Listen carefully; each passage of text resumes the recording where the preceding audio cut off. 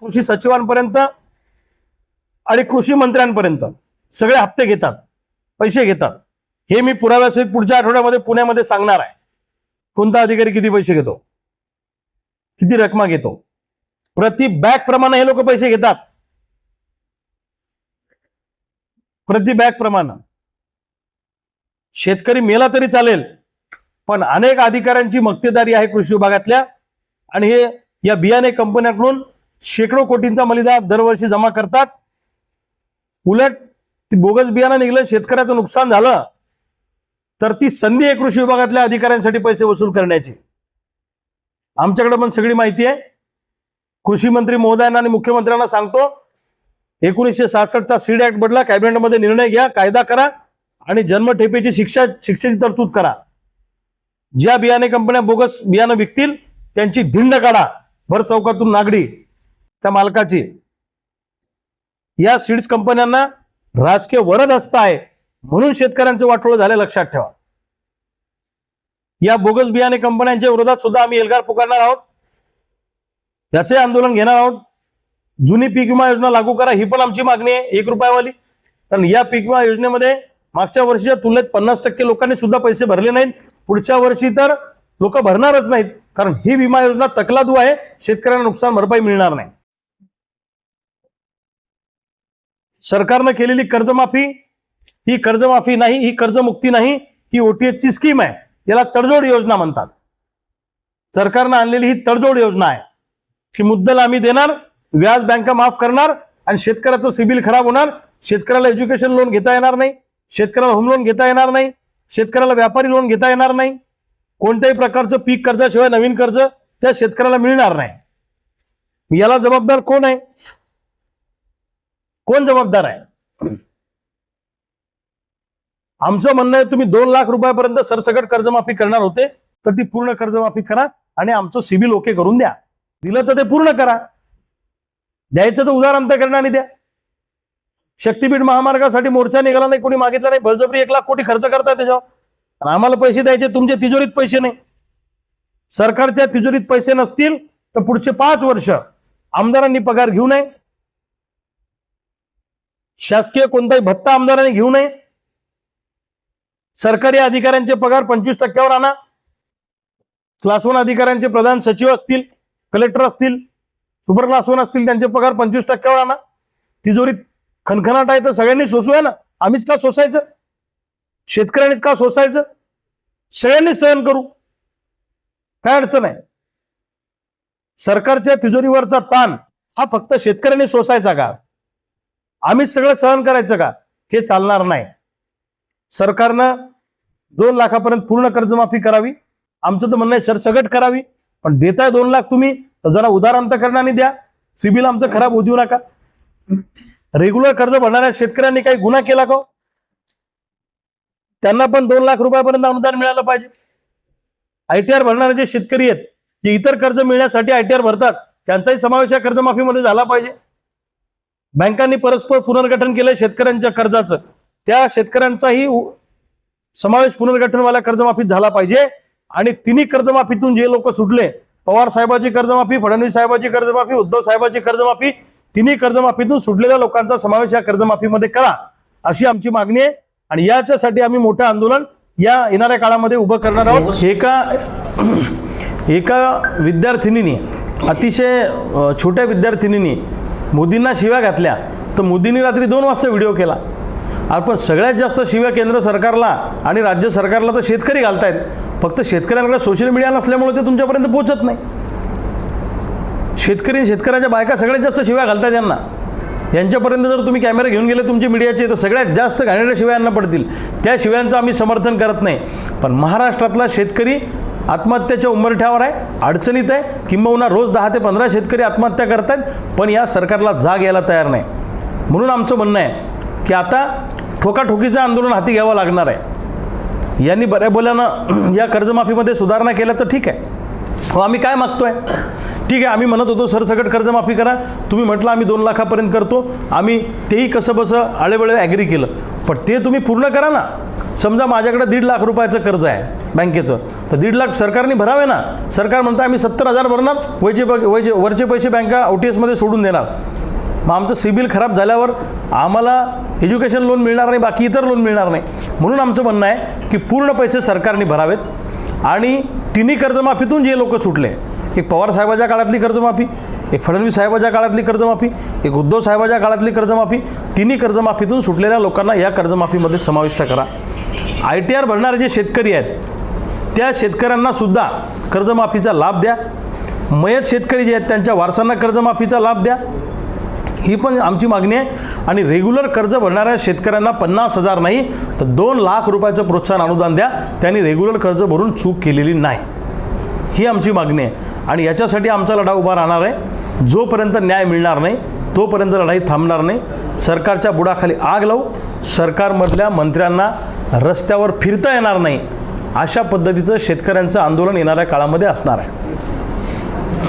की बोगस शेडच्या अनुषंगानं काही फंडिंग घेतलं जाते, कोण घेते नेमकं फंडिंग? नाही, याच्यामध्ये तालुका कृषी अधिकारी आहेत, जिल्हा कृषी अधिकारी आहेत, कृषी आयुक्त आहेत, कृषी सचिव आहेत, कृषी मंत्री आहेत. हे सगळ्या लोकांचे हप्ते ठरलेले आहेत ना. याच्यामध्ये सीड्स कंपन्याकडून हे हप्ते बांधून घेतात, त्यांचं ठरलेलं आहे.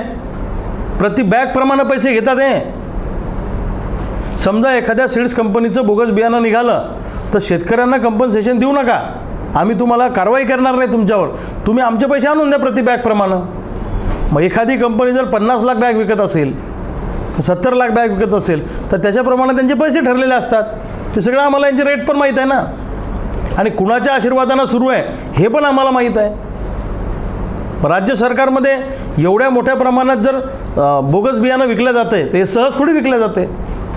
सरकारमधल्या कृषी खात्याच्या लोकांनी मारल्यासारखं करायचं, कंपन्यांनी रडल्यासारखं करायचं, शेतकऱ्याच्या वाट्यावर काहीच येत नाही.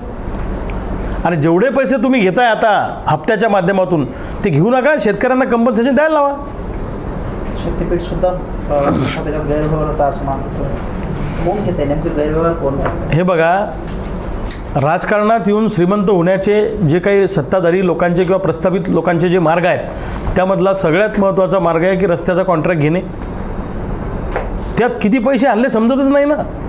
तसं शक्तीपीठमध्ये तुम्ही काय वापरलं, किती वापरलं, कसं केलं, कोण विचारणार आहे त्यांना?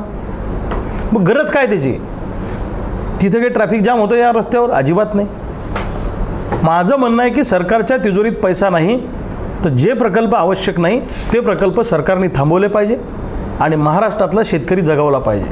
आज कामगार अडचणीत आहे, शेतकरी अडचणीत आहे, कंत्राटी कर्मचारी अडचणीत आहे, हे सगळे लोक अडचणीत आहे. यांना जगवा ना. जी लोक कष्ट करतात, श्रम करतात, त्यांच्या श्रमाचं मोल मिळालं पाहिजे की नाही मिळालं पाहिजे? आईत खाऊनच्या अवलादी मजा मारतायत आणि गावगाड्यातला शेतकरी आत्महत्या करतोय. लाज वाटली पाहिजे सरकारमधल्या लोकांना. अरे तुमच्यापेक्षा इंग्रज पुरले अशी म्हणायची वेळ आमच्यावर आणू नका.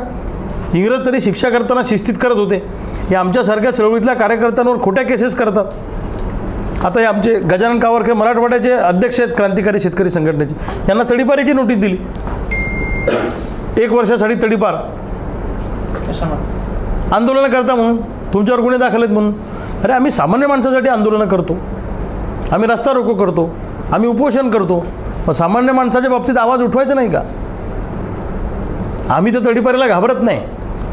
पण ज्यांच्यावर बलात्काराचे गुन्हे आहेत ते मंत्र्यांच्या बाजूला येऊन बसतात, ज्यांच्यावर खंडणीचे गुन्हे आहेत ते मंत्र्यांच्या बाजूला येऊन बसतात. त्यांना तुम्ही मोठी मोठी पदं देता, तिथं तडीपारी नाही होत.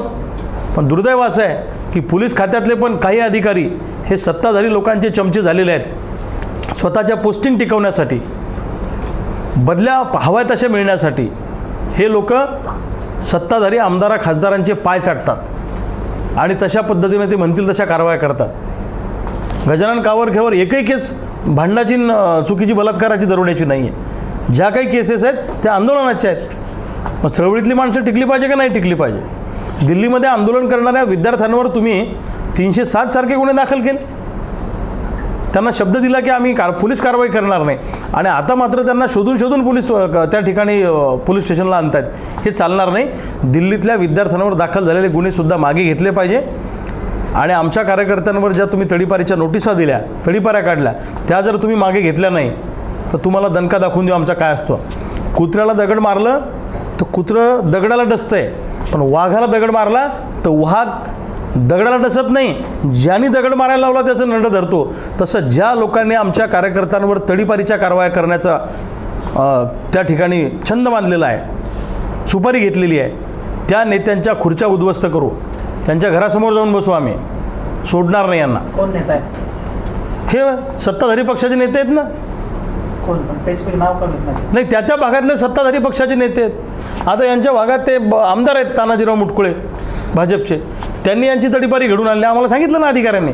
आमच्या भागात केंद्रीय मंत्री प्रतापराव जाधव आहेत, सत्तेचा दुरुपयोग करून आमच्या जिल्हाध्यक्षाला 9 जिल्ह्यातून तडीपार केला डॉक्टर ज्ञानेश्वर टालेला. 9 जिल्ह्यातून का? तर आम्ही त्यांच्या विरोधात बोलतो, त्यांच्यावर प्रश्न विचारतो, तुम्ही काय केलं असं विचारतो म्हणून. ही दादागिरी चालणार नाही. काही झालं हे बघा, तुम्ही काय आयुष्यभर सत्तेत नाही आहे. नरेंद्र मोदींच्या विरोधात व्हिडिओ टाकायची हिंमत कोणी करत नव्हतं. विद्यार्थ्यांनी त्यांना केंद्रीय मंत्र्याचा राजीनामा घ्यायला भाग पाडलं. फॉरेन फंडिंग होते असं म्हणतात. ते चुकीचं आहे हो. कसं आहे, चळवळी करणारे जे लोक असतात ना, त्यांच्यावर कायम असे आरोप होत असतात. आम्ही पण एखादी निवडणूक लढली, रस्त्यावर उतरलो की विरोधक काय म्हणतात, हां यांना कुणीतरी उभं केलेलं आहे. अरे मग काय, आम्ही आयुष्यात उभंच राहायचं नाही का? आम्ही निवडणुकात लढायचं नाही का? मी पण आता बुलढाण्यातून लोकसभा लढलो, टफ फाईट दिली, तगडी फाईट दिली अपक्ष असून. विरोधी पक्षाचे लोक काय म्हणतात, हां यांना कुणीतरी उभं केलं. अरे छोट्या हो, मग आम्ही जिंदगीत निवडणुकात लढायची नाही का? आम्ही उतरायचं नाही का मैदानामध्ये? नवं नेतृत्वच पुढे येऊ द्यायचं नाही का? या ज्यांच्या पायाखालची वाळू सरकलेली आहे, ज्यांना भीती वाटते तरुणांची, तरुण नेतृत्व पुढे येऊ नये. प्रस्थापित लोक वेगवेगळ्या पक्षात असले तरी त्यांची युनियन आहे. आमच्यासारख्या सामान्य घरातले पोरं नेते म्हणून पुढे आले नाही पाहिजे, अशी भावना या प्रस्थापित नेत्यांची आहे. यांच्या खुर्च्या उद्ध्वस्त करू. नांदेड जिल्ह्यात लेंडी प्रकल्प आहे, जवळपास 36 वर्षापासून ते रखडलेलं आहे आणि गतवर्षी कुठली सूचना न देता गळभरण करण्यात आली, ज्यामध्ये 13 गावं पाण्याखाली गेले, 7 लोकांचा मृत्यू झाला आहे, हजारो जनावरं दगावली.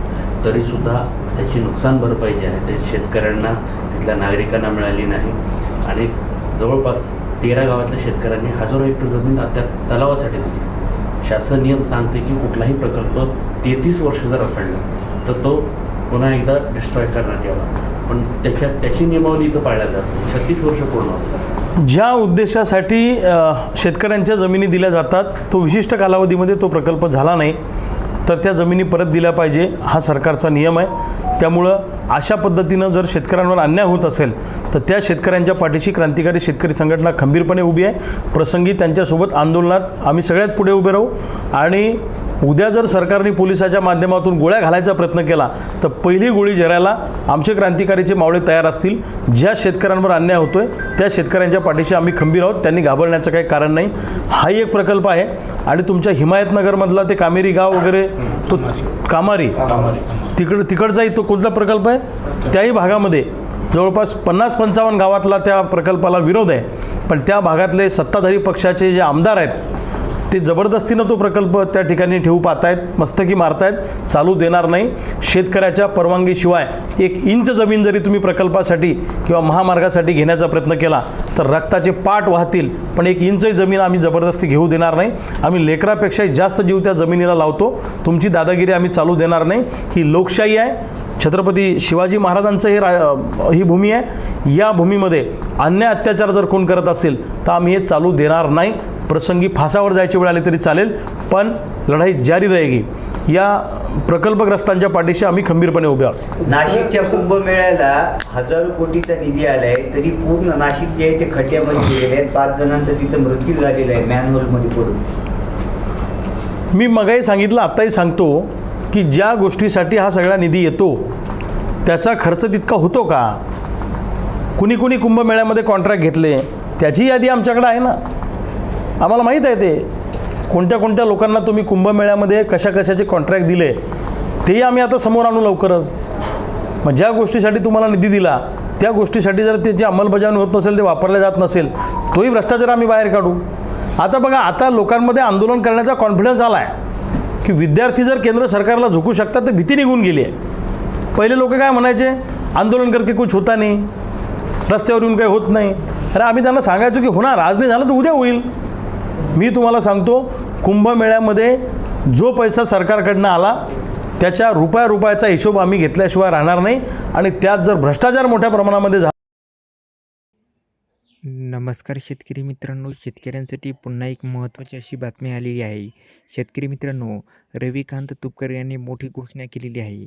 शेतकऱ्यांना 2 लाख रुपये सरसकट कर्जमाफी द्या आणि रेग्युलर कर्ज भरणाऱ्या शेतकऱ्यांना 3 लाख रुपये प्रोत्साहनपर अनुदान द्या आणि जुनी पीक विमा योजना ही पुन्हा एकदा लागू करा. शेतकरी मित्रांनो, अशाच अनेक योजना यासाठी रविकांत तुपकर यांनी मोठी घोषणा केलेली आहे. ह्या योजना मान्य करा, नाहीतर पुन्हा एक मोठं आंदोलन होईल. तर शेतकरी मित्रांनो, तुम्हाला सर्वांनाच माहिती आहे की राज्य सरकारने शेतकऱ्यांना 2 लाख रुपये कर्जमाफी दिलेली आहे. परंतु ही कर्जमाफी केवळ फसवी असून याच्यामधून शेतकऱ्यांना कसलाही फायदा मिळत नाही. यामुळे रविकांत तुपकर यांनी पुन्हा एक मोठी घोषणा केलेली आहे. ह्या मागण्या मान्य करा, अन्यथा तीव्र आंदोलन होईल, अशी घोषणा त्यांनी केलेली आहे.